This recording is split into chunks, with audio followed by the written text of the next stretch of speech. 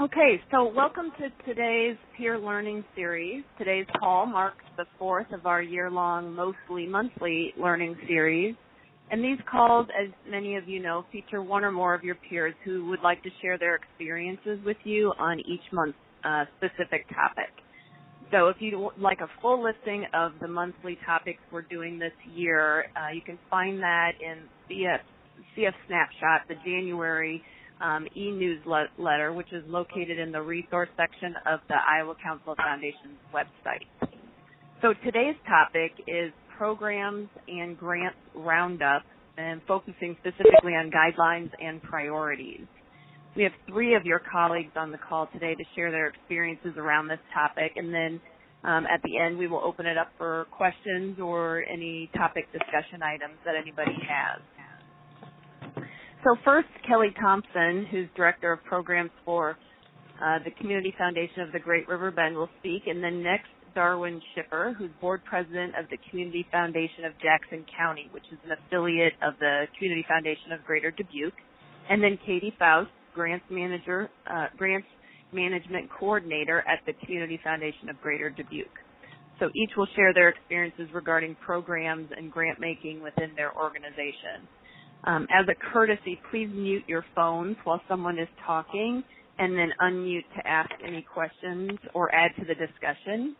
And then I would recommend that you write down any questions you have as you hear speakers talking, because we'll wait till the end to sort of facilitate that discussion, or that you can pose any questions at that time. So let's go ahead and get started, and I'll turn it over to Kelly. Thank you, Michelle. Can everyone hear me okay? Yep. Yes, fine. Did their line. That was a trick. So, as you say, I'm Kelly Thompson. I'm the Director of Programs for the Community Foundation of the Great River Bend. I am a social worker by trade and trainings, and I really view what we do as funders as community-level social work, because we get the chance to see all of the needs and opportunities in our community and help connect resources to them. So with our grant making, I will focus mainly on our unrestricted grant making, although we do have other grant programs. Our unrestricted grant making comes from our Community Impact Fund, which is about $13 million, which provides for about $600,000 of grant making each year. And we divide that roughly into three pools. And, you know, as with all of us who have, all community foundations who have unrestricted granting pools, those are really our opportunity to use that power of endowment from people that gave to us 50 years ago, perhaps, to meet the community needs and opportunities in our area as they arise. And really for us, of course, to help carry out our mission, which we updated last year. Previously, our mission was connecting people who care with causes that matter, which we will always, of course, continue to do.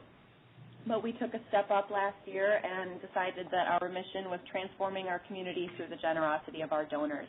And it's that transformation piece that I really focus on when I created our strategy this year for our Community Impact Fund grant-making budget. So again, roughly divided into about three pools, kind of can easily be divided as large, medium, and small grants. Our large grants, this will be actually the first year we do this in this way, although we took a stab at it last year with some leadership grants. And we're calling these our transformation grants, and these are not application-based. These are negotiated grants that we and our board members and staff have or will identify as big opportunities in our community that we can help move forward. And we actually haven't made one of those yet this year, so stay tuned for more details, but those would be anywhere from $50,000 to $100,000. Our medium-sized grants, which total about $200,000, again, this is roughly divided into thirds, are a priority we've had for several years, and that's our nonprofit capacity building grants. We started that program knowing that it's sometimes a lot easier for nonprofits to get grants for program, sometimes even for operational funding, but primarily to, how many kids are you going to serve? How many books are you going to provide them? That tends to, not always, but tends to be an easier grant to write, whereas we chose to focus these grants on projects that would transform the organization's ability to carry out its mission. So things like strategic planning, succession planning, technology needs, critical equipment needs, staff training, and board development. So those things that aren't super fun but are really necessary and can really transform an organization's ability to carry out its mission. And that was an interesting process in bringing our committee along with that. Many of them several years ago had been on the grants committee as it formerly was, which focused very broadly, program operations, what have you, buying carpet for apartments in a residential housing unit, anything. And they liked those things that they could see and touch and feel. And to watch them and help guide them from being grudgingly supportive of these sorts of projects to actually being enthusiastic about, wow, this is a great time for them to undergo strategic planning. What an important thing, and look at the steps they've taken already, has been really gratifying. Those grants are for up to $15,000 and can be awarded to an organization once per 3 years. So once they get it, they are not available again for another 3-year time frame. So we're just coming back around to when the first organizations who applied and received grants are eligible again. Our small grants, we've, for about the same period of time, had another small, used to be called Fast Track Grants program, where they're considered on a monthly basis. This year they are available for up to $2,000. They can be received once per year, and those are really for anything. They do have a priority for capacity building projects, perhaps smaller ones than we would support with our main nonprofit capacity building grants, but they are really for anything, program, operations, projects,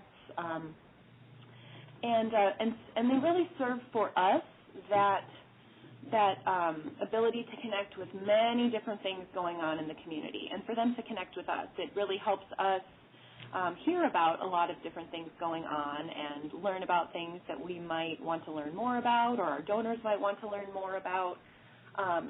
But, when we're looking at what our mission is, which is transforming our community, a grant of $2,000, in and of itself is not going to transform our community. So we looked at how we structured that program to focus on transformation, and how we did that was we renamed them. They used to be called impact grants. We renamed them and tweaked the program and called them Q2030 grants. Now, to those outside the Quad Cities, that is not going to mean much. I've been told it sounds like, I don't know, a vaccination or a chemical fertilizer or something like that, but Q2030 is the name of the Quad Cities Regional Action Plan, which is getting underway and has been worked on over the last 2 years. It's really a community effort to say, where do we want to be in the year 2030, and how are we going to get there all together? So it's aligning our community's goals and actions towards that outcome. And so what we did very simply this year was say, not are you at the table and what have you done towards Q2030, but looking at what you're asking us for and looking at the priorities of Q2030, how do you line up? This year it wasn't mandatory because it was our first year doing it, but the transformation we're looking for is asking organizations to just think about how they line up with the whole community's goals and how they contribute to them. So that's the very simple change we made to say even these small grants in their own way can be transformational. So those are a total of $72,000 per year. We increased them from the previous year because we're putting a priority on this. And then other than that, there are some other kind of recurring grants and initiative support that I won't focus on at this point. All of these grant programs, as are others, have their own criteria, which I won't, list off for you. But certainly with all of them, we look at, is it representing a piece of our community or our whole community? Is it addressing the needs of vulnerable populations or making our community a better place in a different way?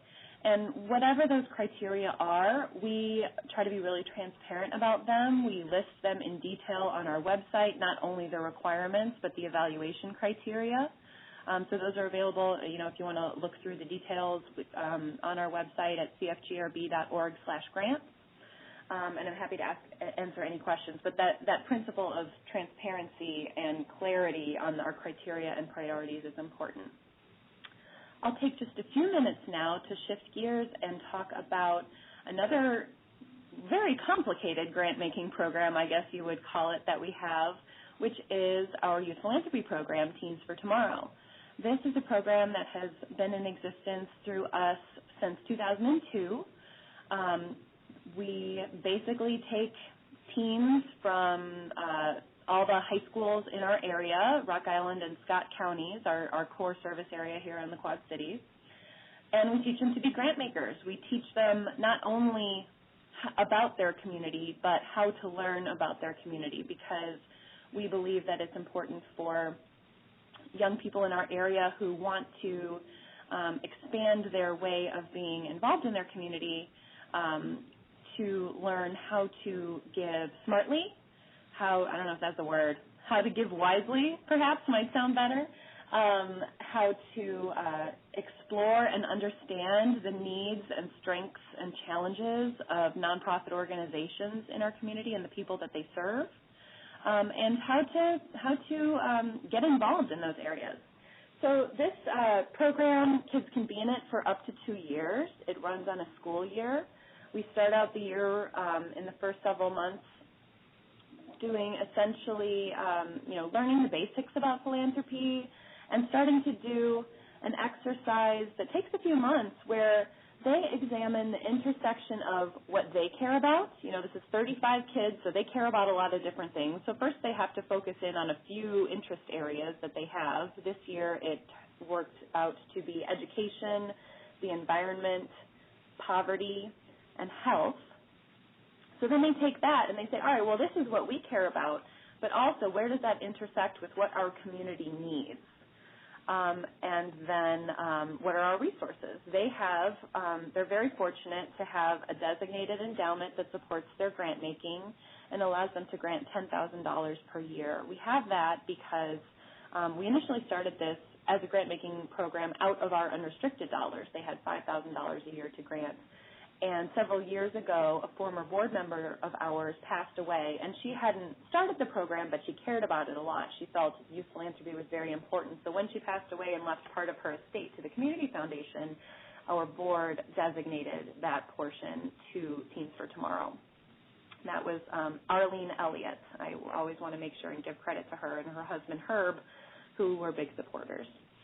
So they can grant $10,000 a year. They use their newfound knowledge, which this year they gained not only through basic research, looking into the areas that they care about and finding out what is generally going on in the Quad Cities, but also doing a survey of their peers and of other adults that they have contact with, teachers, parents, tried to spread that as far as possible, to learn about various people's perspectives on community needs that they've identified, as well as, they didn't call it this, but key stakeholder interviews with village administrators and mayors and leaders of nonprofit organizations. And that really did help them focus and narrow down what they wanted to focus on, including with health. They really learned that mental health is a huge need in our community and decided to focus in that area. So throughout the year, again, they develop a grant program and application. They say, again, that transparency and clarity. Here are the areas we want to focus on. Here are our eligibility requirements. Here are the evaluation criteria that are going to help us decide which are the best grants. And they put that grant application out there. They receive applications in March. They divvy up into small groups and go out and do site visits at all of the applications. This year we got 31 applications totaling over $62,000. And they have to schedule those site visits themselves. They have to conduct those site visits themselves. They have to bring back the information and present it to their peers and Teens for Tomorrow and make a recommendation on that application. And then in May, they debate and discuss and make their grant decisions. So it's a great leadership opportunity for youth and, ideally gives our community and the Community Foundation a pool of people who have that additional kind of savvy as to ways to be involved and support good causes in their community. I will close my remarks at this time. I'm happy to share more about our grant-making programs or about Teens for Tomorrow, and I'll just emphasize that we use those skills or we ask Teens for Tomorrow members to continue using those skills. We've invited several of them to be members of other grants committees once they've graduated. Our small grants committee, the Q2030 grants, they're considered monthly, and that committee never meets in person. They actually do all their review online and send in their recommendations. So that makes it easy for recently graduated T4T members who are maybe in college but want to stay connected to the Quad Cities, the opportunity to do so and still use those skills they've gotten. And at least one member has joined our nonprofit capacity building grants committee, which meets twice a year in person. So, we really view it as important to get people involved, get young people involved, and keep them involved as possible. And so we're always looking for ways to improve doing that. Thanks for having me. Thanks, Kelly. I appreciate that. That's really good information for all of us. And we can hold our questions till the end for you. So now we'll switch gears and hear about an affiliate grant-making program with Darwin Schipper, who's board president of the Community Foundation of Jackson County. So I'll turn it over to you, Darwin. Thank you very much, Michelle. Excuse me, a little bit of hoarseness here. Yes, I am presently the board president of the Community Foundation of Jackson County. And as you mentioned, we are an affiliate of the Community Foundation of Greater Dubuque. We were a standalone foundation for over 25 years and felt that the only way for us to grow was to affiliate. So 4 years ago, we affiliated with the Community Foundation of Greater Dubuque, and it has been an extremely wise decision. Our past grant making was all paper applications. Initially, for the first 20-plus years, grants were awarded on a quarterly basis, and it took a lot of time because, when you're looking at grant applications and deciding on them 4 times a year, it just takes away too much time from all the other important things that the board and the foundation should be doing. So since affiliation, we have decided to go to twice a year grant making. We have a fall session and a spring session. The fall is the smaller of the two. The spring one has more dollars available because that includes the Iowa Endowment Funds. Since we've affiliated, and Katie Faust, who will be following me, will have a lot more detail on this, but we have gone to an online system, and that has really helped a lot. All of the nonprofits are encouraged to apply both for a fall or a spring, and they are only eligible to receive a grant either spring or fall. We have had several workshops for the Jackson County area nonprofits to learn how to do a better job of writing grants because they only get one chance at it. The board only gets one chance to look at it and make a decision. So it's extremely important that they do a good job of answering all of the necessary questions that are on the grant application. We started out with kind of a commercial packaged grant application. We have tweaked it a little bit to meet our own needs. Our original paper applications required way too much information, so this new process streamlines that significantly, but we have added a couple of questions to the application that were not initially there. A few things that we felt, that the board felt were information that we could use to help make our decisions.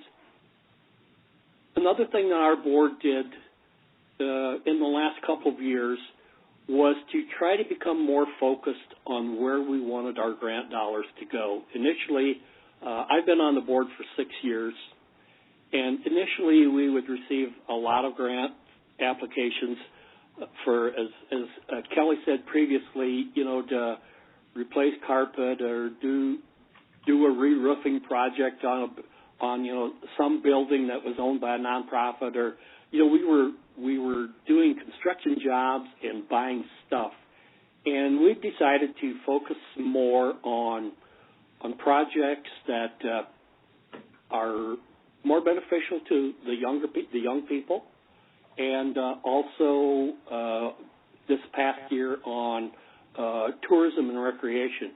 We are very involved right now with the grade level reading program. Jackson County was lucky enough to get a significant grant from the USDA and what we call our anonymous donor for a grade level reading program, and this is in conjunction with Dubuque County and Jackson County. And so we have hired a couple of people to manage that program and are doing grade level reading programs and after school programs. We will have summer school programs, trying to stay proactive with some of the changes in the law concerning if children are going to be able to progress from one grade to another if they're not up to their grade level at reading. The other thing that our foundation has become very involved in is this Parks to People program, and that is a program funded by a lot of state dollars, but we have to provide a lot of matching dollars from donors and communities and other organizations. But this is for Dubuque, Jackson, and Jones County, and this is a long-range program. Many, many millions of dollars are already committed, but this is a program to connect a whole group of state parks via trails, bike paths, walking trails, and such to promote tourism in our three-county area. As far as our grants are concerned, you can't make grants unless you get the endowed funds, and so that's another area that we're working at. We right now are we have several different methods of applying for grants. One is our regular fall and spring grant making, but we also have what are called challenge grants, where if an organization has a project, if they will raise $7,500, we will match that with a $2,500 grant. Another program that you're all familiar with are donor advised funds. It seems like people are more willing to establish an endowed fund if they feel that they still have a little bit of control over where those funds go. So rather than make it a totally unrestricted fund, they are more likely to establish a fund if they still, as the name implies, if the donor is involved annually in deciding where the grant goes. The way the grant are received by the board, the grant applications go to our host foundation in Dubuque. Katie Faust there goes through them initially to make sure they meet all of the necessary requirements, and then they are sent out by email to the board members, and we score them on there are a series of questions that we answer on basically a 5-point scale, and then all of the replies are sent back to Dubuque, to Katie, and they are scored, and then we receive a copy of what each of the board members felt about a grant, what their score was, and so we get a ranking of the grant applications from best to worst based on our 7 board members' scoring. And then at that time, we have a special meeting for the board to go over and discuss. We found that it's rather than just go by strict raw numbers, there's always a little bit of negotiating goes on in this process. And, we try to reach compromises, which I think we did very well this last time. Some people feel more strongly about certain grants than others. And so, as a board, we discussed that. And I think everybody left happy after our last grant-making cycle. So,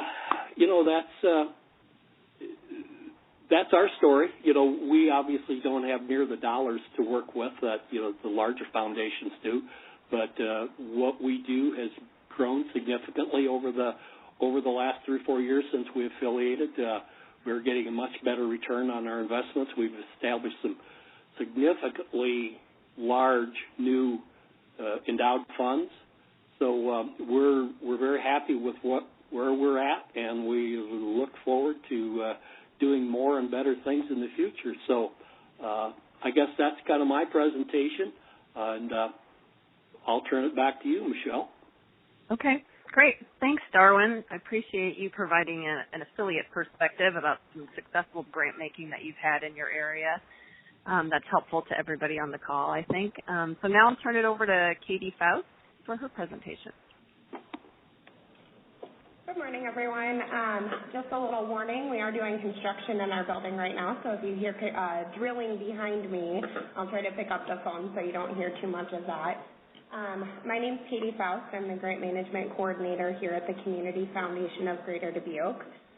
The Community Foundation here in 2015, we held about $65 million in assets. We did about $6 million in grant making. And all of those grants hit my desk in some form or another. I really handle everything from our application process all the way into the scoring process, as Darwin said, with our grant-making committees and our boards. And then I work with our finance team to get checks cut and mailed out to nonprofits in our community.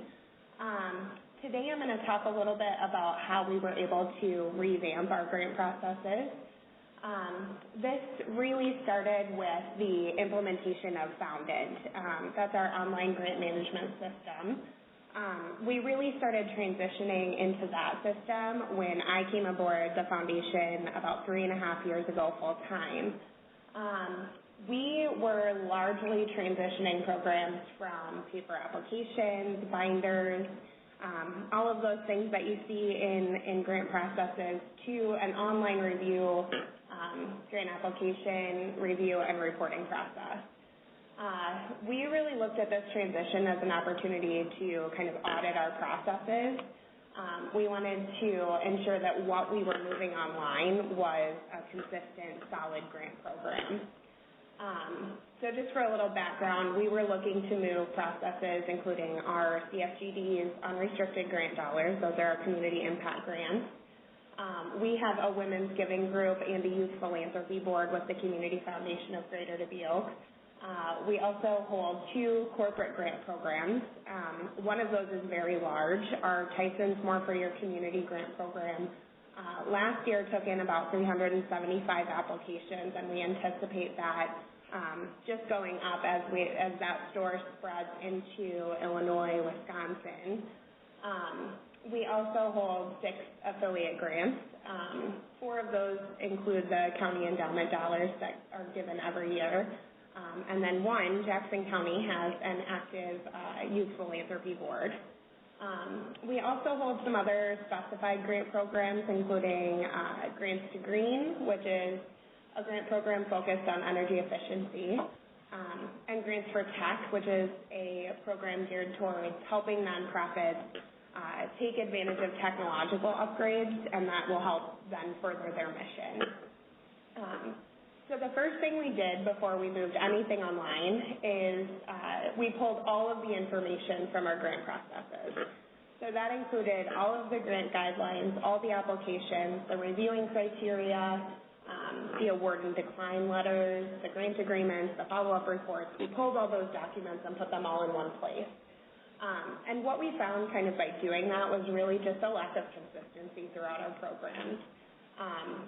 Through our current applications, we weren't asking the right questions to get the responses from nonprofits we were looking for in our follow-up reports. I think that's pretty common. You get those follow-up reports and you're just not sure what to do with them. That's definitely the case with what we found when we did this audit. We had our affiliate foundations and other grant committees. They were using a mix of paper applications, Adobe fill-in forms, some online programming, but not anything consistent. And that's really how they were taking their applications. And also how they were requiring their follow-ups to come in. So what we aimed to do was to create consistency across our programs. The first thing we did is just created templates for guidelines, applications, reviewer forms, rubrics, grant agreements, and award and decline letters. And then we took those and we just tailored them to the individual programs. So they all had a feel of consistency, but they were also very tailored to each program. So every grant program's final documents were very, very different, depending on the goal of the grant program and the grant committee's wishes. But they all followed the same structure. We also looked at the timelines for all of the programs and the best practice for the length of application periods, when follow-up reports should be due back, when the organization will have time to implement the programs and projects that they're applying for and awarded. And through all of this, I did work individually with each affiliate board, each internal grant committee, and each external corporate grant program to redefine their priorities. Doing that was really important. We pulled a lot of charters for internal committees. We went really just back to funding basics with a lot of the committees and boards. Each program had a focus that they were generally granting towards, but we were able to develop guidelines around those funding priorities that really reflected what they wanted to fund, and also while being transparent for organizations. If they were outside the funding guidelines and they weren't going to be funded through programs, we wanted them to know that up front. Our nonprofit leaders spend a lot of time writing grants, and it's nice to be able to know up front what those guidelines are. By creating the consistency throughout our programs, we were able to move all of our programs into Foundant. There were some kinks once we got them into the system that we were just able to kind of work through. We learned a lot from that transition online. I think we learned that it's important that we have a goal with every grant-making group before their grant cycle every year. So we come together every year before every grant cycle with every committee, and we really present the documents. So I go through the guidelines and we talk about what has changed throughout the year, whether the grants that they made last year were on track. We go through our follow-up reports, which is very important, and we were not doing that previously. This really just ensures that consistency, kind of year to year and program to program. We also, it seems pretty obvious, but we were able to put our guidelines next to our applications, next to our reviewers' evaluation forms. I think that just makes sure that you're asking the right questions. So when you're looking at an application and the application is talking about sustainability and then you're rating on something that's not sustainability, I think that happens more often than not, and we were able to identify that by really pulling the documents and looking at them individually and through each program. So that's kind of what we did through our grant-making audit, and I'm happy to take questions or share documents across if that's needed. Great. Thanks, Katie. Appreciate that information. That's really helpful. So now we'll open it up to any questions that anyone on the call has for Kelly, Darwin, or Katie. So just don't forget to unmute your line before you ask a question.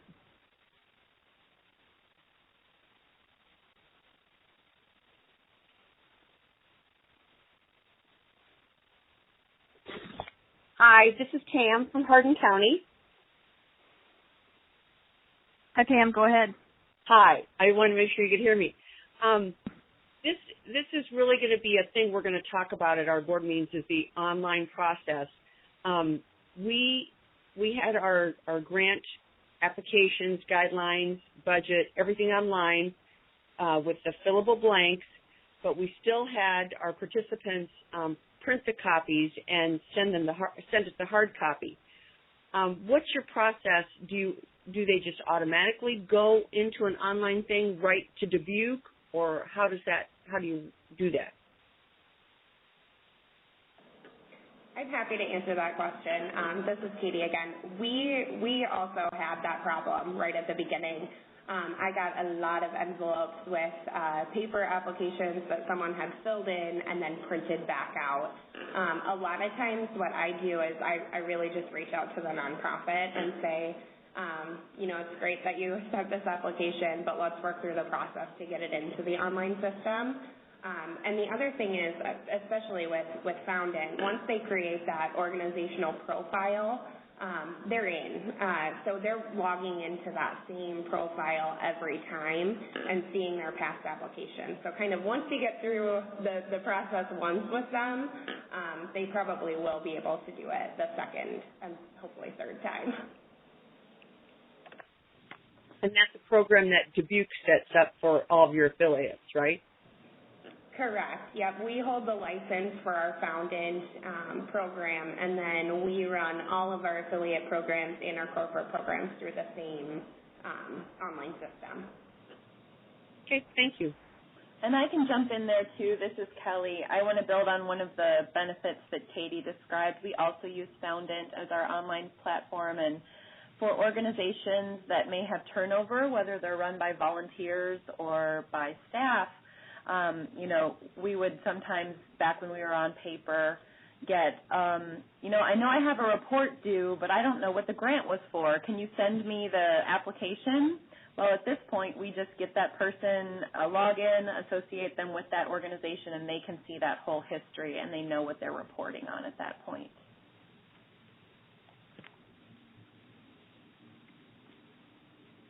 This is Michelle. I'll just ask a follow-up question to Darwin, kind of on the same question that Pam asked. What did you see in Jackson County when you made the switch for your nonprofits to the online? Did you see any challenges, or was it pretty readily accepted? Well, I guess there were challenges on both sides of the system. Excuse me. Some of the board members who were not used to doing online computer work like that, I think struggled a little bit the first time we did it. But it's much more seamless now for those of us who have gone through several cycles. As far as the people writing the grants, I'm not aware that very many of the grants coming from Jackson County, which would have gone to Dubuque, arrived by paper, but they certainly may have. We just didn't hear about it. But I think that the people who are submitting grants are comfortable with the way it's handled now, and so yeah, we get more grants every time we have a new cycle. Seems like the number goes up, so people are apparently responding to it. Yes. Yeah, good. Any other questions from anyone else?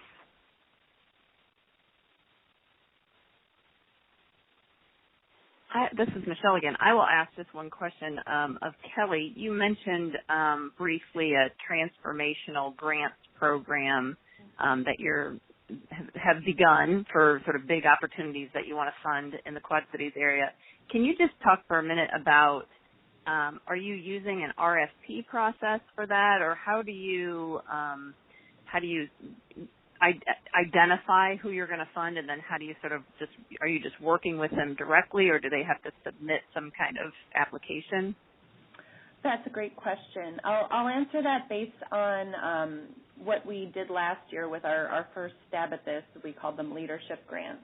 It wasn't a formal RFP process where we, put that out to all, but we worked with a committee of our board, as well as myself and our CEO, and sat down and looked at goals. And primarily these are, just like our small grants, going to align with Q2030, which basically says that we want the Quad Cities to be a cool, creative, connected, and prosperous place, that we have that it is a great place to live, that it provides people with opportunities to be educated, be creative, be involved, to have our community, which is split by state lines and municipal lines and county lines and a couple rivers really, to be a connected place.